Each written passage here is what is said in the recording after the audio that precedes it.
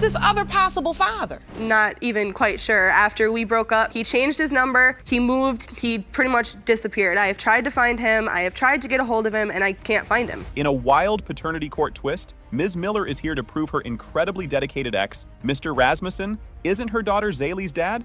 Ms. Miller, you're here to prove to your ex-boyfriend Scotty Rasmussen that he is not the father of your 3-year-old daughter Zaylee Rasmussen. You claim you've been in an ongoing court battle over custody and have petitioned the court several times for a DNA test, all of which have been denied. His simple explanation for this bizarre situation? She hates me, he says, all because he admits he cheated on her at the end of their relationship. Why is Ms. Miller saying you're not Zaylee's father? Your Honor, I believe it's just out of pure hatred. Why does she hate you? She hates me because at the end of the relationship, when things got rocky, I'll admit it, I did go to another woman. I'll be the first to admit that. You know, it was my mistake. Is that true, Ms. Miller? No. But she claims his cheating is irrelevant. The real reason she wants him gone is because she thinks he only wants visitation to claim Zaylee on his taxes. He says this is about visitation, too. He loves his daughter, but you don't want him to have the visitation. Is that true? Yes, Your Honor. Because I believe that the only reason why he wants the visitation is to claim her on his taxes. Her big gotcha proof he's not the dad.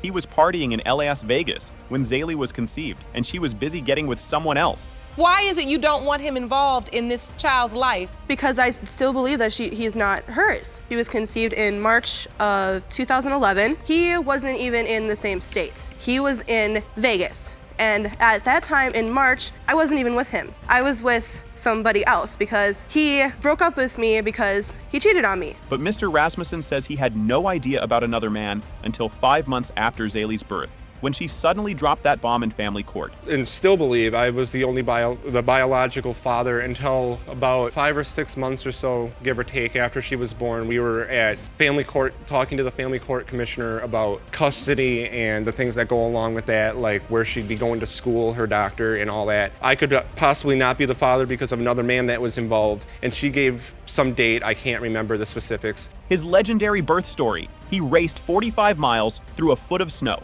beating her to the hospital, telling his job, "Fire me, because my daughter's being born." I was at the birth, I was at every single doctor's appointment. Zaylee was born, you were at a doctor's appointment, I was at home because I had to work that day. I got a phone call and I answered it. They said she was going into labor. I went home and I drove about 45 miles through a winded, wooded road in Wisconsin in December, mind you, so it was about a foot of snow on the ground. I made it to that hospital in less than 35 minutes. I beat her to the hospital. She scoffs at his heroic tale, calling it a lie and claiming he just sat in the corner on his computer, showing not much excitement at all. That's a lie.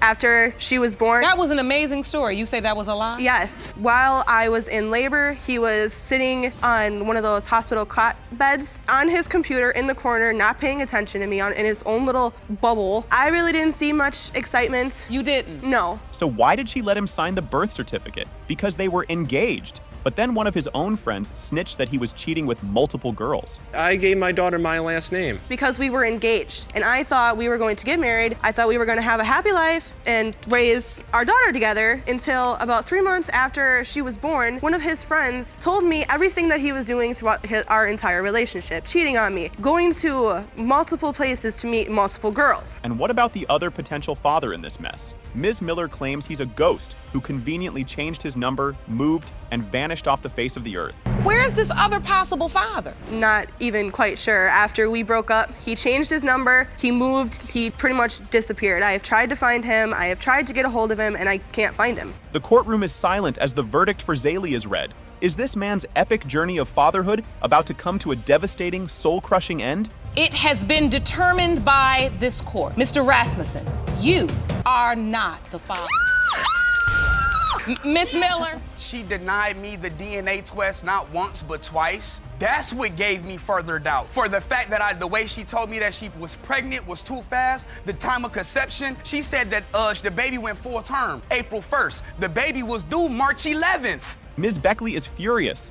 Mr. Allen, dad to her other two, has only seen their 1-year-old daughter, Idole, once and neglects her completely. Ms. Beckley, you are in court today to prove Mr. Allen is the biological father of your 1-year-old daughter, Italy Beckley. You say Mr. Allen has only seen his daughter one time since she has been born, and you want him to take responsibility. I'm very angry, very frustrated. He's been neglecting her from day one. His defense? They were broken up. He claims Itale was conceived during a one-time, unprotected, angry relations session on their older daughter's birthday. On Germany's second birthday, he wasn't staying with me, but he ended up coming back on her birthday. We had sex, unprotected. It wasn't baby making sex. It was angry sex. It's not about baby making sex. Sex is sex. Whether it's baby making, love making, hate making, sex is sex, and she's still here as a baby. It don't matter what type of sex it was unprotected. He claims she told him she was pregnant just a day or two after their angry encounter.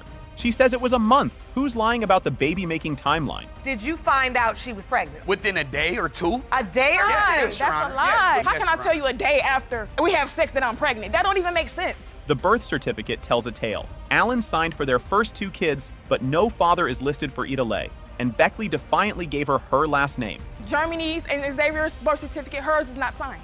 So the first one is for Germany, Jacqueline Allen. Father's name's there. Second one, Xavier Dantes Tyrell Jerome Allen. Father's name is there. Third one, Italy Lisa Alexandria Beckley. No father listed. But wait, Mr. Allen sensationally claims Ms. Beckley actually denied him a DNA test twice before he finally dragged her to court. What was she trying to hide? How she deserve your last name? Did I not call for a DNA test, Miss Beckley? You did not. You denied me a DNA test twice. She denied me the DNA test not once, but twice. That's what gave me further doubt. For the fact that the way she told me that she pregnant was too fast, the time of conception, she said that the baby went full term, April 1st. The baby was due March 11th. Their custody exchange is pure chaos. He says she won't let him see Idole during swaps for their other kids. She retorts, "If you're denying her, why would I bring her?" Well, Your Honor, I have questioned Shamia about Italy. You know, I asked, could I speak to her? She say no. You know, I asked when she come, well, while us having a visitation every other week,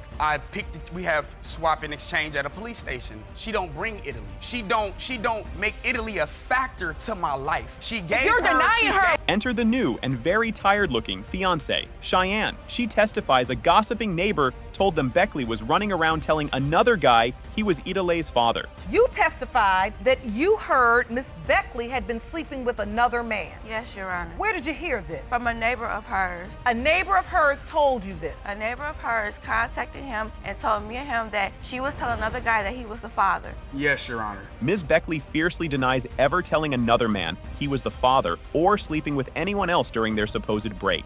But after all this, can she be believed? Told another man he was the father. I wasn't aware, and I never said that. Is there another man who could potentially be the father? No, Your Honor. So during your breakup, you never slept with anybody I else? didn't sleep with nobody, no. The courtroom waits on pins and needles for Idole's verdict. Will Mr. Allen be forced to step up for another child, or will Ms. Beckley be exposed yet again? It has been determined by this court. Mr. Allen, you are the father.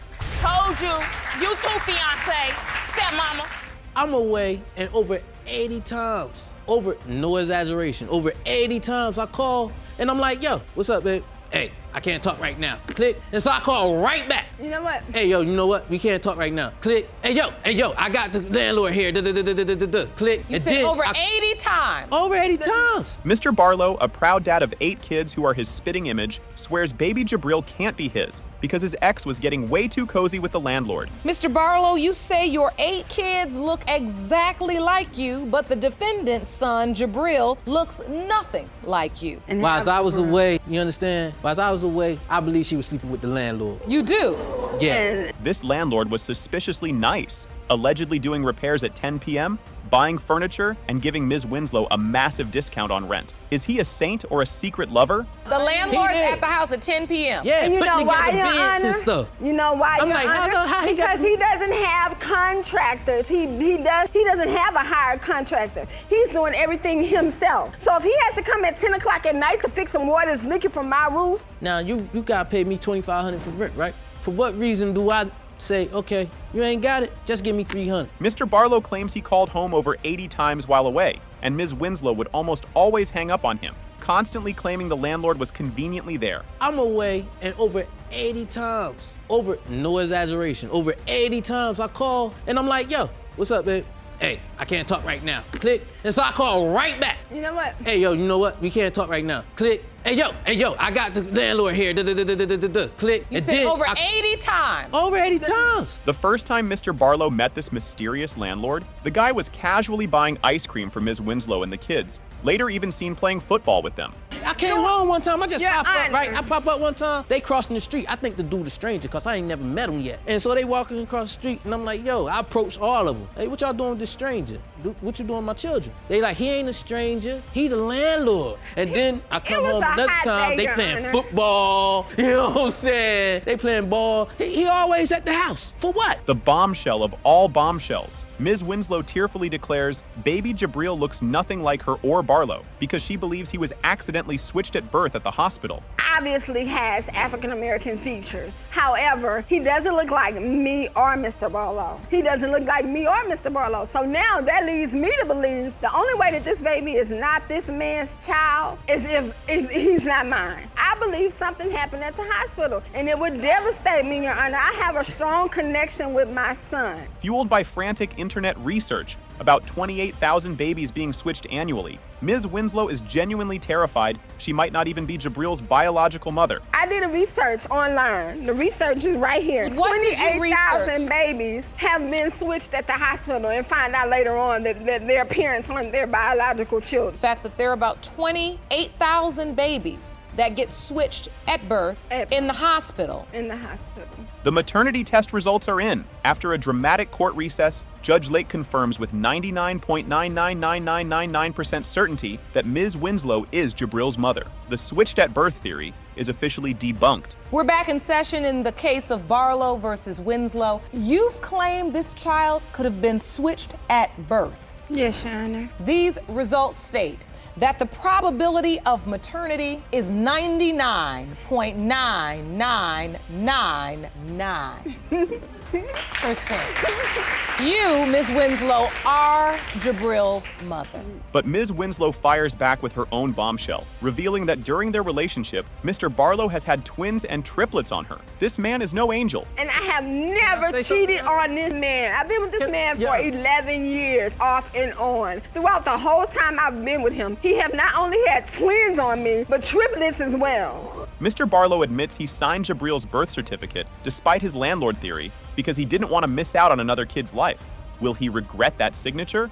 I was there during the delivery. I was there to sign the birth certificate because there's no way for me to say, this is not my child. I got 9 children. And out of those other 8 children, there's been spots in their life that I missed. And I said, if this child is mine, I will not miss one single day. Judge Lake holds the envelope. Is the suspiciously handy landlord the dad after all? Or is Mr. Barlow about to be confirmed as the father to the one kid who looks nothing like him? It has been determined by this court. Mr. Barlow, you are the father. Thank you. Thank you. I have to ask, what is your ex doing? Absolutely nothing with his life. We have no idea where he's even at. I have no contact with him. I even tried to speak to his father, and his father has no idea. He hasn't seen him in 6 months. Just to get in contact with him and be like, hey, you know, we need to figure something out here, and he will not get in contact with me. He's deleted and blocked all my numbers. He's blocked and deleted me on Facebook, the same as the rest of my family. This dude's wedding is literally on the line. If the DNA says he's not baby London's dad, he swears he's calling the whole thing off next month. Ms. Lohman, you are in court today hoping and praying your fiancé, Mr. Mitchell, is the biological father of your daughter, London, and you and your mother are here to prove it. You say today's DNA results will determine the future of your family together. After insisting he was the one, Ms. Lohman casually admits she did tell him there was a possibility he wasn't the dad. So which version of her story is the real lie? He will tell me, no, you know, I don't think she is. But you've also told him that she's not, so... No, I have never actually told Jonathan that he was not. I told him there was a possibility that he might not be, but I have never for sure told him he hasn't been. Their wholesome love story began with him moving into her family's house as a friend.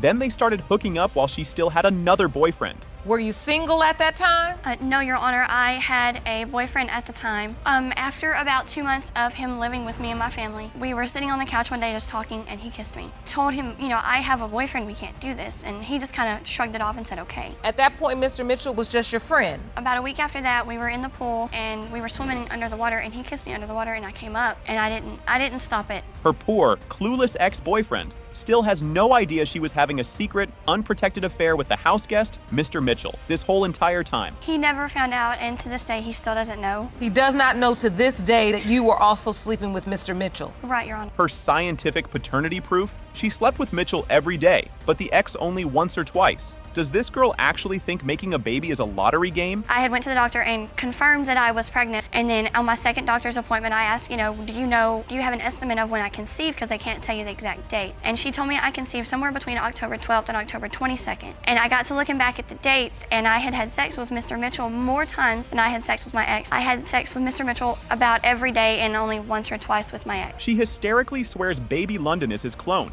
pointing to his dark blue eyes and extremely long, thick eyelashes. Is this paternity court or a bizarre beauty pageant? And then after she was born, I was like, Mr. Mitchell, she looks just like you. I was like, she has your eyes, the same exact eye color. But just because she has blue eyes and blonde hair doesn't mean she's mine. Yes, but my ex had light blue eyes. Jonathan has dark blue eyes. London has dark blue eyes. My ex had little to no eyelashes. Mr. Mitchell has extremely long, thick eyelashes, and my daughter London does as well. Mr. Mitchell's cousin is not having it, claiming Lohman only chose him because she knows he's the better, more responsible baby daddy option. Is this love or a strategic trap? I believe that she knows that Jonathan is going to do what is right, loves the baby, and he is going to step up and be the father that she needs. And I feel like because she knows that is why we are in the situation we are in. So you basically believe Ms. Lohman has chosen Mr. Mitchell? Yes. And what about the other potential father, her ex-boyfriend? Oh, he's just a total ghost who blocked her and completely vanished. How unbelievably, suspiciously convenient. I have no contact with him. I even tried to speak to his father, and his father has no idea. He hasn't seen him in 6 months.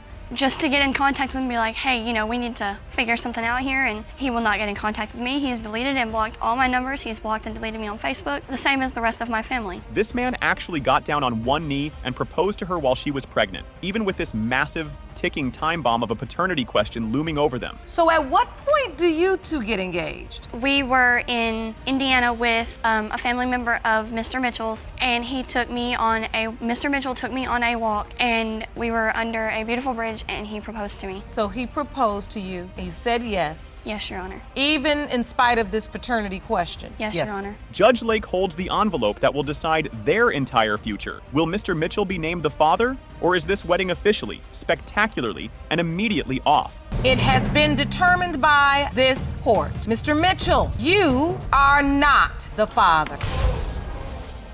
When I was young, I was dating a stripper, and she had a baby, all right? She disappeared. What reason, I don't know, but when she finally came back, we figured out that baby wasn't mine. Got my name off the birth certificate, finally. Second time this has happened in my life, a young lady got pregnant, but come to find out, she was dealing with somebody that I knew. She didn't know we knew each other. She got pregnant, we talked, me and the guy, we talked. This paternity court regular, Mr. Bolton, is back for round 4. He's convinced baby Ileana can't be his because she came out white with blue eyes. Mr. Bolton, this is not your first time in this courtroom. So how convinced are you now that Mr. Bolton is? I'm very convinced because I only slept with 3 men at that time. Got myself involved in this young man's life. Most men wouldn't. I'm actually taking him on the weekends when it's available. Mr. Bolton, you are not his father. Mr. Bolton? The chaos started in the delivery room. The doctor handed him his newborn daughter and actually asked, "Are you sure this baby's yours? 'Cause this baby's white?" When the baby was born, I cut the umbilical cord,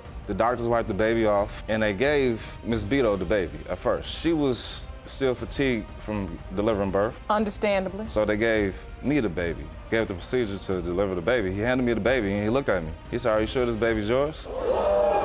And I looked at the doctor. I'm like, "What do you mean?" He said, "'Cause this baby's white." Ms. Beto fires back with a genetics lesson. They're a mixed couple, Dominican black and Puerto Rican black, A light-skinned baby isn't exactly a scientific impossibility. This is the reason why we're here right there. We're mixed. I'm Dominican and black. He's Puerto Rican and black. People in my family have different color eyes. My eyes are hazel. My father's eyes are green. He told me that when he was a young boy, when he was a baby, as a matter of fact, his eyes were blue and then they turned green. But the doubt was everywhere. His family, his boss, and even random people at the grocery store kept asking him if the baby was really his. First, the doctor said something. When we brought Ileana home from the hospital, we had friends and family come over to see the baby, then looking at the baby like, oh, she's beautiful, she's beautiful. Is she yours?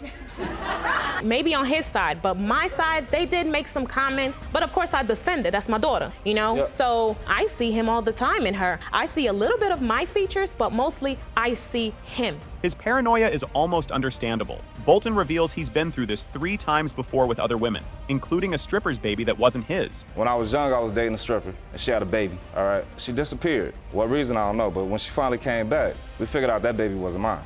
Got my name off the birth certificate, finally. Second time this has happened in my life, a young lady got pregnant, but come to find out, she was dealing with somebody that I knew. She didn't know we knew each other. She got pregnant, we talked, me and the guy, we talked. While snooping, Bolton found pics on her phone of the other guy's baby, who he hysterically claims looks just like his daughter, Ileana. She deleted pictures out the phone, you know what I'm saying? Because when you plug a phone into a laptop, the USB charger, the backup pictures are still in the phone. Pictures of him and his baby are still there, together. So I'm like, whoa, what's going on? Pictures of him and his baby. Are in her phone. In her phone, and it looks like this. His daughter looks like my daughter. He finally confronted her in bed, sweetly saying, "You know I love you, right?" Before dropping the bomb, "I don't think she's mine. I want a DNA test." What you mean? Yeah, but when he told me that, we were in the bed, and the first thing he said to me is, "Oh, you know I love you, right?" Like, you know somebody gonna say something messed up after they say something like that. And then after that, I don't even know how we got to it. All I know is he was like, "Oh, I don't think she's mine. I want a DNA test." And yeah, I lost it, and I wanted him to get out, arguing. And I was like, either I'm gonna leave. Despite his agonizing doubt, a home video reveals Mr. Bolton shares an incredibly beautiful, loving bond with baby Ileana, which makes this whole situation even more tragic.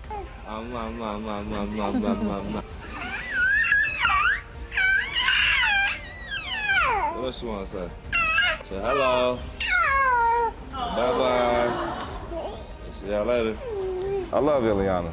The courtroom waits for the verdict on Ileana. Is Mr. Bolton about to be proven wrong in his doubt, or will he go down in history as 0 for 4? It has been determined by this court. Mr. Bolton, you are her father.